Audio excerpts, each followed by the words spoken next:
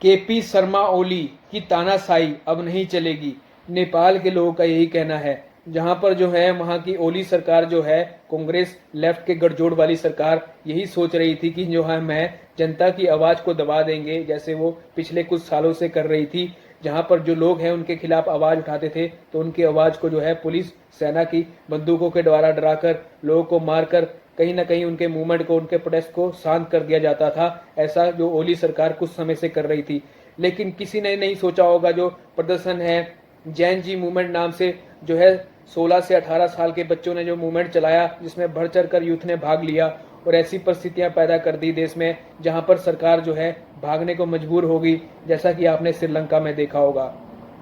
तो ऐसी परिस्थितियां पैदा करने के लिए ओली सरकार जिम्मेदार है। उनकी भ्रष्टाचार की जो नीतियां हैं कहीं ना कहीं उसको उजागर करने के लिए लोग थे उनके खिलाफ थे, और कहीं ना कहीं जब वो उनके खिलाफ हो गए, आवाज़ उठाते थे, तो सरकार उनकी आवाज़ को दबाने की कोशिश करती थी। और जो है पहले भी सरकार के खिलाफ प्रोटेस्ट हुए हैं तो सरकार ने उनको बंदूकों के द्वारा दबा दिया गया है, लोगों की जान जिसमें गई है, काफ़ी प्रोटेस्ट में लोगों की जान गई है। ऐसा ही इस समय हुआ जहां पर जो है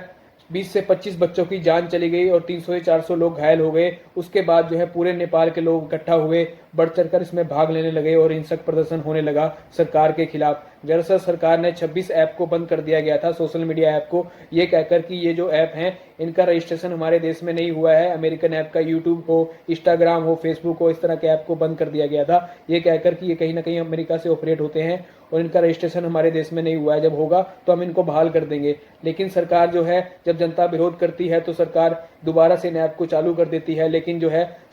लोग का ये कहना था कि सरकार इन ऐप को बंद कर रही है, उसके पीछे का कारण है कहीं ना कहीं सोशल मीडिया पर जब हम आवाज़ उठाते हैं इनके जो है इनके बच्चों के खिलाफ, जब ये भ्रष्टाचार करते हैं और इनके जो बच्चे हैं हमारे पैसों पर जो है बाहर के देशों में जाकर मौज मस्तियां करते हैं, टैक्स के पैसों से मौज मस्तियां करते हैं, इनके जो नेता हैं सुख सुविधाओं ले रहे हैं, सुख सुविधाओं का लाभ ले रहे हैं, हमारे पैसों से मौज मस्तियां कर रहे हैं और हम लोग जो है गरीबी में जी रहे हैं, हमारे पास खाने को पैसे नहीं है, हम बेरोजगारी में जी रहे हैं। लेकिन ये लोग जो है मस्ती कर रहे हैं, हमारे पैसों को उड़ा रहे हैं, जिसके खिलाफ जो लोग थे आवाज़ उठा रहे थे